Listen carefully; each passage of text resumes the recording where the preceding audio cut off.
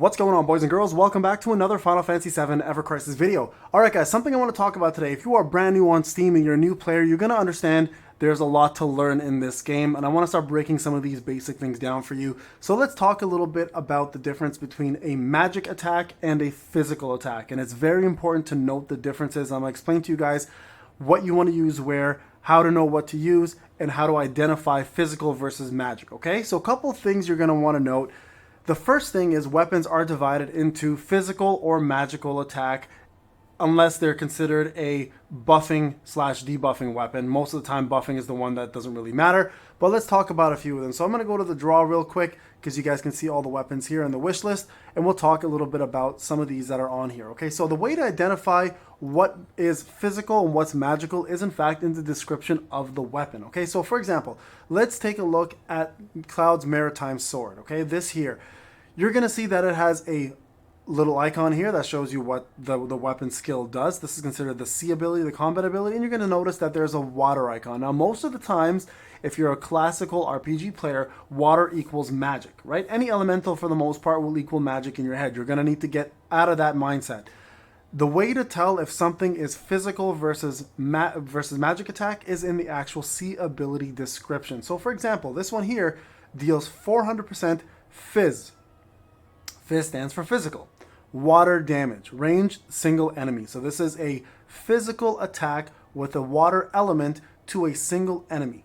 Keep that in mind. That is very important to notice. Also here, it's going to explain to you on the ATB bar how many ATBs to cast this. So it takes you 4 ATB bars in order to cast this move. Very, very important. Also, boost P attack. That is physical attack. This weapon will also give you the R ability trait of boosting physical attack.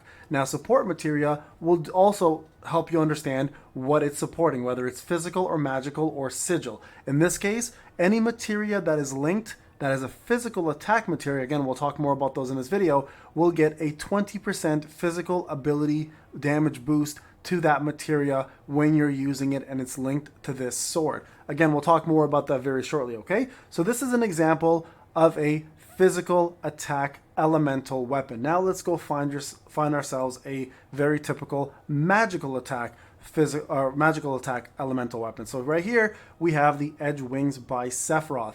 Again, 4 ATB cost. You have an icon here that explains what it's going to look like when it does cast it, and it is Ice Element. This, on the other hand, deals 440% Mag.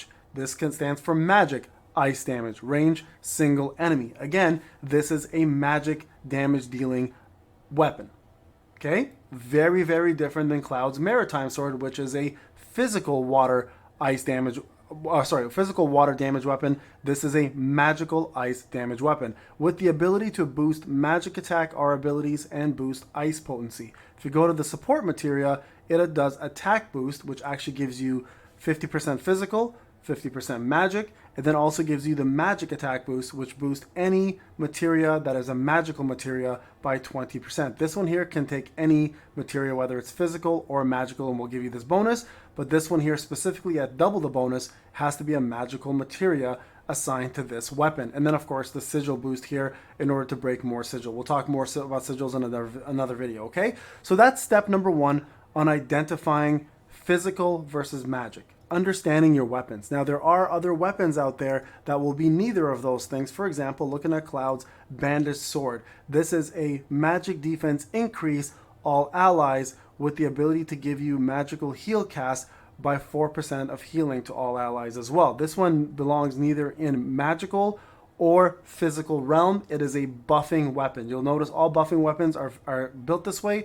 They don't fall on either spectrum of magic or physical. They're just buffing weapons, okay? So when you're trying to understand what you want to build, look at the weapon you're using and what it does. So for example, Hard Edge is a debuffing weapon. This one, in fact, deals 320% physical non-elemental damage. So no element is assigned to this, but it does do 320% physical non-elemental damage with the ability to crit at 10%, also providing a physical defense decrease on the opponent by mid to high.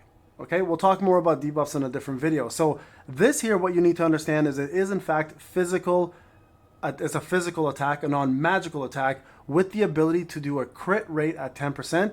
First thing I want to tell you guys, no elemental weapons can crit.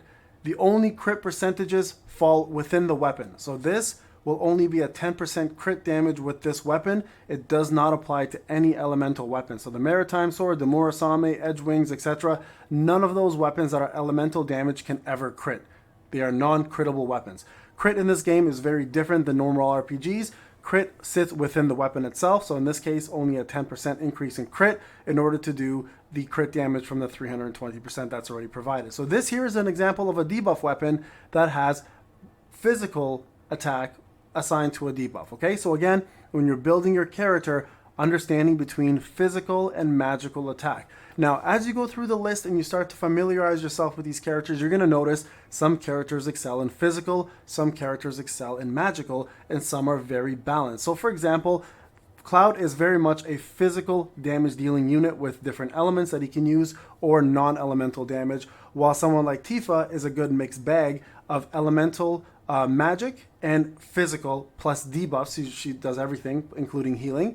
Aerith is mostly magical. She only has very limited amount of physical attacks. And then someone like Sephiroth is a more of a magic attack damage dealing unit with a few different variations of physical attacks. So once you start getting used to that, you'll have better understanding. So that's the difference between magic and physical. Understanding your weapons and where to use them. Now, the second thing I want to talk about real quick, and we'll do a whole separate materia guide on this, is materia itself. Materia is also broken down into heals, isunas, which are debuff removers, debuffs themselves, so debrave or defaith, for example, which is or breach or mana breach, and then they're also broken down into barriers, and then also broken down into sigil break materia, and then lastly, elemental materia, okay? So with every single thing that you own and every single thing that you can create, you're gonna eventually be able to get recipes throughout the game by finishing dungeons, and materia, just like regular weapons, are broken down into magic versus physical. So let's talk about those, okay, real quick. So how do you tell the difference? Well, it's pretty straightforward, guys. When you see a spell like this, fire, this is considered a magic spell. Okay, so this will be affected by, remember when I showed you Sephiroth's M attack plus 20%? Well, if you linked fire to that support materia, fire will get a 20% boost in damage. On the other hand, fire blow is the physical version of the attack. You can see here, 200% physical fire damage with the 1 star. Now, these will increase as the stars increase as well. We'll talk about materia in a whole different video on how to actually like create them, how to synthesize them, and what to aim for and how to do it properly. But anything that says the word blow is considered a physical materia, and that, for example, will get the bonus from using, let's use Maritime Sword as the example from Cloud, where you saw the P attack plus 20%. Well, by putting yourself the fire blow to that support materia, this materia gets an extra 20% boost for being a physical materia. And this works the same way across the board, guys. When you want to build magic materia, you go with the standard spell. When you want to build the physical version, you go with the blow. And again, this applies to all elements you'll see across the board. Quake, quake blow, water, water blow, arrow, arrow blow, etc. Right? And then you get into the cures, the barriers, which don't have a category, the asunas, and then the debuffs, debrave, defaith, breach, and mana breach. Now, all of these can be acquired through the recipes within either the storyline or the dungeons that are the crisis dungeons, which you will unlock as you play the game. And then we're going to move over to the sigils. Now, there's circle, triangle, and X, and then there's a diamond sigil, which doesn't have a materia associated to it. It's associated to just the weapons. These will work the exact same way. When you create a ruin, this is a magic version versus ruin blow, which is the physical version. So it's very important, guys, to understand what form of materia you want to bring.